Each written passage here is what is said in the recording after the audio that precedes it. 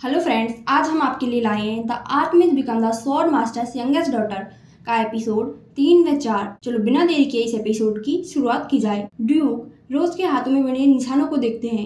रोज को लगता है उसने ड्यूक को गुस्सा दिला दिया है। रोज के हाथों पर स्कार आ गए होते हैं एलर्जी के कारण। रोज सोचती है मुझे घबराना नहीं चाहिए, मैं उनसे माफ़ कर देने की विनती कर सकती हूँ। वह ड्यूक से कहती है मुझे माफ़ कर दे ग्रेस, आपसे झूठ बोलने के लिए। ड्यूक उसका नाम लेते हैं रोजेट। तभी रोज बेहोश होने लग जाती है। ड्यूक उसका नाम लेते हैं रोजेट। तभी उसके जो सभी भाई बहन हैं वो कहते हैं पापा रोजेट को क्या हो गया है। ड्यूक कहते हैं मुझे लगता है इसको एलर्जी है, जल्दी ही डॉक्टर को बुलाओ। रोजेट एलर्जी के कारण काफ़ी परेशान होती है। वह सोचती है अब मुझे क्या करना चाहिए, जब मैं उठूंगी तो वह मुझसे बहुत गुस्सा होंगे। यह भी वैसे ही है जैसे पहले था। वह बेहोश होते हुए यह कहती है। सीन चेंज होता है। रोज के पिछले जन्म की यादों में एक मैंसन दिखाया जाता है जहाँ तेज बारिश हो रही होती है। मैंसन में रोज जमीन पर पड़ी होती है अपने गाल को छूते हुए। उसके सामने जो आदमी होता है उसने उसके थप्पड़ मारा होता है और वह उसे बहुत ही खरी खोटी सुना रहा होता है। तुम बेकार लड़की, तुम बस छोटे से झींग के कारण बिस्तर पर पड़ी हो, अब तुम इसी वजह से पीछे रह गई हो। वह गुस्से से बोल रहा होता है। रोज शांति से उसकी बातें सुनती है और उससे माफी मांगती है। वह आदमी रोज की कॉलर पीछे से पकड़ता है और तेजी से घसीटते हुए कहता है तुम्हें पता है मैंने तुम्हें क्यों अडॉप्ट किया था, फिर कभी ऐसी गलती मत करना। रोज बेचारी दर्द के कारण आवाज करती है आह। वह उससे कहता है रोजेट तुम्हें परफेक्ट होना होगा, अगर तुम सबसे बड़ी जादूगरनी नहीं बनती तो यह सब व्यर्थ है। तुमको हमारे प्लान सफल होने के लिए यह सुनिश्चित करना होगा। रोजेट को वह आदमी उसकी टेबल पर फेंक देता है और कहता है अगर कुछ गलत हो जाए तो फॉरबिडन बुक्स में लिखी स्पेल्स को लिखो और उनमें मास्टरी हासिल करो। उनमें विशेषकर टाइम को पीछे ले जाने वाले स्पेल को याद करना। जब तुम कुछ गलत कर दोगी तो यह काम आएगा।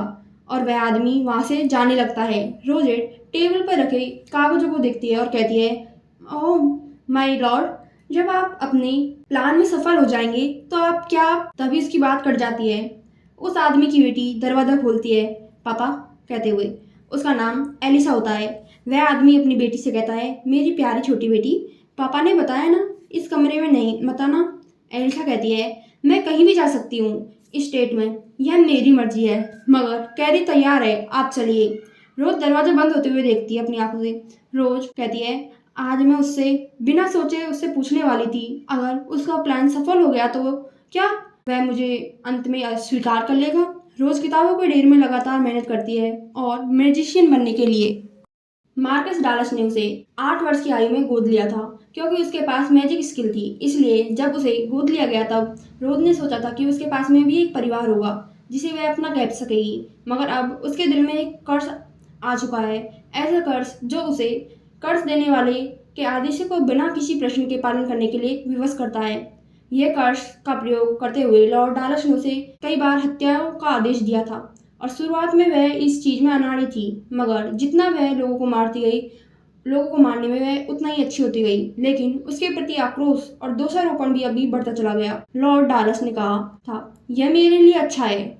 इसका मतलब यह था कि उस जैसे निकम्मे व्यक्ति के लिए थोड़ा और अच्छा हो गया था। मगर वह उसकी इच्छा के अनुसार करेगी, प्रत्येक आदेश पर दुश्मन को मार देगी तो अंत में वो मुझे अपना लेंगे, यह उसने सोचा था। ये रोज की पुरानी यादें होती है जिनमें उसके द्वारा मारे गए लोग और ड्यूक दिखाए गए हैं। सीन चेंज होता है। हमें एक सुंदर कमरा दिखाया जाता है जिसमें रोज बिस्तर पर लेटे हुए होती है।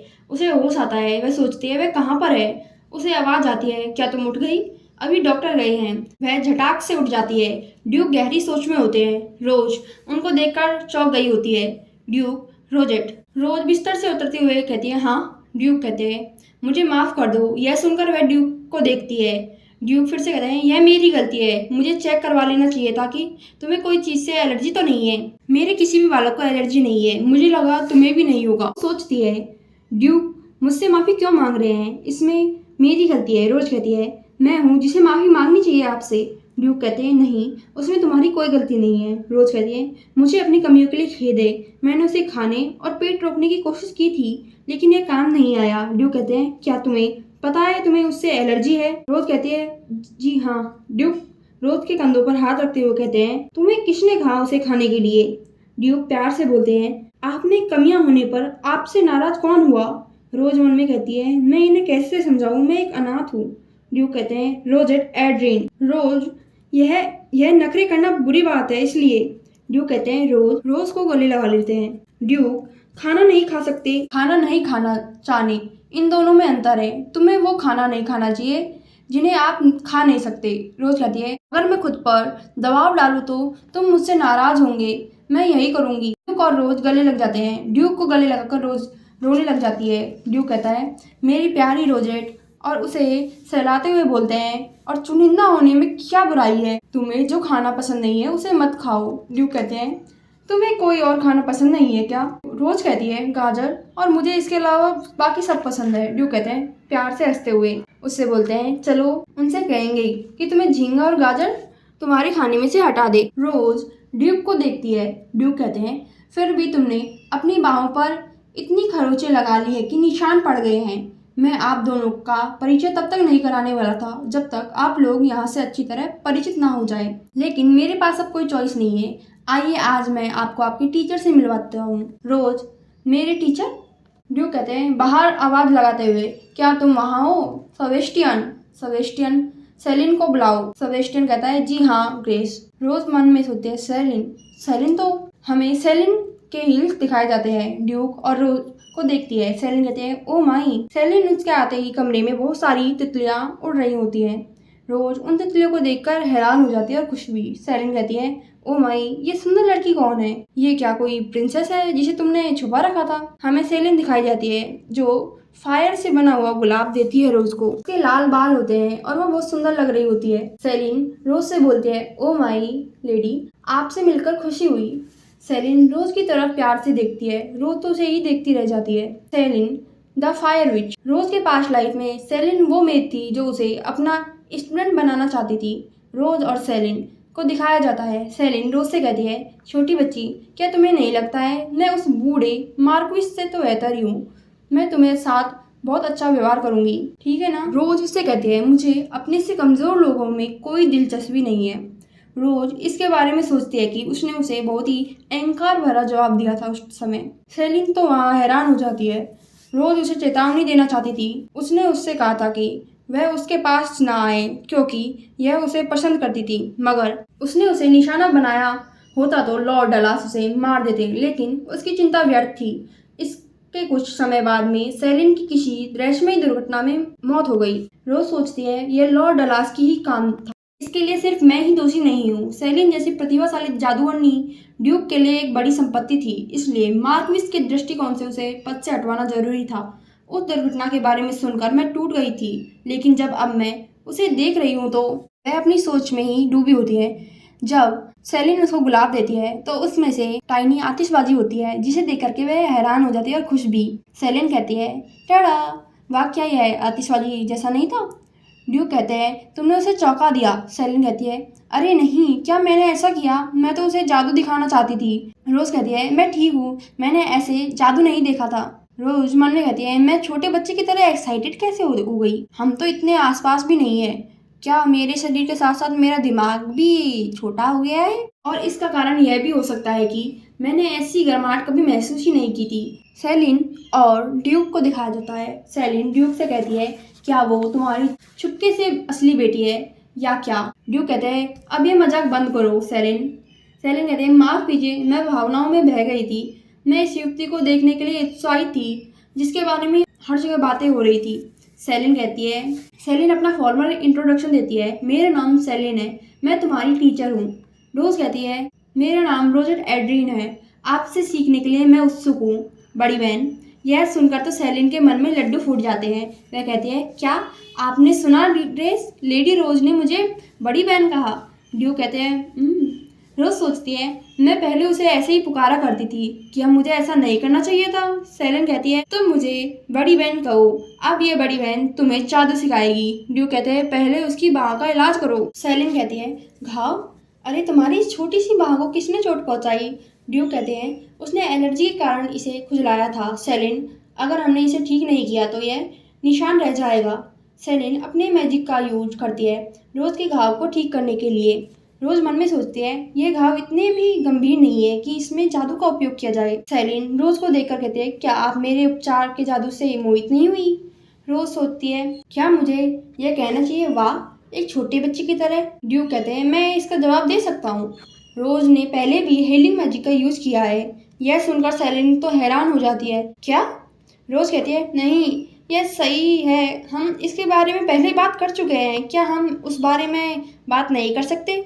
ड्यूक कहते हैं क्या कुछ गलत है? रोज को पुरानी बातें याद आती हैं जहाँ पर वह रोज ड्यूक के सामने रो रही होती है। ड्यूक उसे शांत कर रहे होते हैं। यह उसके लिए सबसे शर्मनाक घटना थी। रोज कहती है मुझे ठीक से याद नहीं है, बस इतना ही। ड्यूक कहते हैं सच में आप वाकई कमाल की थी। सेलिन कहते हैं आपका मतलब यह है कि यंग लेडी से हीलिंग मैजिक का यूज कर सकती है? सच में? ड्यूक कहते हैं मैंने उसे अपनी आंखों से देखा है। सेलिन सोचती हुई कहती है बिल्कुल, जादू और तलवारबाजी में बहुत अंतर है। यह सहज ज्ञान से अधिक ज्ञान पर आधारित है। रोज के तो पसीने आ रहे होते हैं उनकी बात सुनकर के। रोज मन में कहती है ऐसा तो है नहीं कि मैं उन्हें बता दूं कि मैंने यह पिछले जन्म में सीखा था। सेलिन कहती है ग्रेस मुझे लगता है लेडी रोज एक जीनियस है। ड्यूक कहते हैं हाँ मैंने भी यही सोचा। सेलिन खुश होते हुए उसके पास आती है। ओ माय गॉड, मेरी नन्ही सी कृपा, मैं तुम्हारे अच्छे से ख्याल रखूंगी। माय लेडी, मैं तुम कितनी प्यारी हो। रोज मन में क्या सचमुच हम ऐसे ही आगे बढ़ रहे हैं? रोज कहती है तो हम अपना लेसन कब स्टार्ट करेंगे? सेलिन कहती है ओह अभी इसके लिए बहुत जल्दी है। रोज सोचती है मुझे जल्द ही लेसन शुरू करने की जरूरत है ताकि जब मैं अपने जादू का यूज करूँ तो कोई मुझ पर शक ना करे। सेलिन कहती है आप इतने छोटे से शरीर से मानव कोड नहीं बना पाएंगी। रोज कहती है तो मुझे क्या करना चाहिए? ड्यूक कहते हैं आपको कुछ भी करने की जरूरत नहीं है। अगर आप वाकई किसी चीज का ध्यान केंद्रित करना चाहते हैं तो तुम्हें अपनी मोटा होने की जरूरत है। रोज कहती है कभी भी मुझे ऐसा होमवर्क नहीं मिला। रोज मैं अपनी पूरी कोशिश करूंगी, झींगा मछली के सिवाय सब कुछ खाऊंगी। सेलिन कहती है आपको पता है बच्चों का काम भरपूर आराम करना होता है। आपका दिन बहुत लंबा गया है, अब हम जा रहे हैं, लेकिन तुम्हें किसी भी चीज़ की ज़रूरत हो तो हमें बता दीजिए। ड्यूक और सेलिन वहाँ से जाते हैं। ड्यूक रोज के साथ थपथपाते हुए और जाते हुए कहते हैं बाद में मिलेंगे रोज। रोज कहती है मैंने आज कुछ भी नहीं किया। खैर यह बहुत चौंकने वाली बात नहीं है। वह बिस्तर पर लेटते हुए सोचती है मुझे नहीं लगा कि ग्रेस इतने चिंतित और मैं रोने लग जाऊंगी उनके सामने। अब मुझे लगता है मैं अब जवान हो गई हूँ तो पहले से ज़्यादा रोती हूँ। अगर मैं सचमुच पीछे चले गई तो क्या होगा? फिर उसे नींद आ जाती है। मुझे देखो मैं बच्चों की तरह खूब सो रही हूँ। उसे पिछली बातें याद आती है जिनमें कोई आदमी कह रहा है आपने ऐसा क्यों किया? तुमने डैनियल और मेरे मास्टर के साथ ऐसा क्यों किया? यह आवाज़ आखिर किसकी है? सीन चेंज होता है। सेबेस्टियन से ड्यूक कहते हैं कल के लिए मेरी सारी योजनाएं रद्द कर दो और गाड़ी तैयार करो। सेबेस्टियन कहता है आप कहाँ जाना चाहोगे? ड्यूक कहते हैं अनाथालय वापस जाना होगा हमें। वहाँ अनाथ आश्रम का जो हेड होता है वह ड्यूक को अपने सामने देखता है। वह कहता है लॉर्ड एड्रिन, मुझे आपके इतनी जल्दी वापस आने की कोई उम्मीद नहीं थी। क्या रोज के साथ कुछ हुआ है? ड्यूक कहते हैं मैं यही पूछना चाहता था, क्या तुम्हें पता था कि उसे बच्चे को एलर्जी है? हेड कहते हैं एलर्जी? मुझे नहीं पता था। ड्यूक कहते हैं झींगा खाने के बाद रोज बेहोश हो गई थी। उसे पहले से ही पता था कि उसे एलर्जी है, लेकिन उसने जबरदस्ती उसे खा लिया।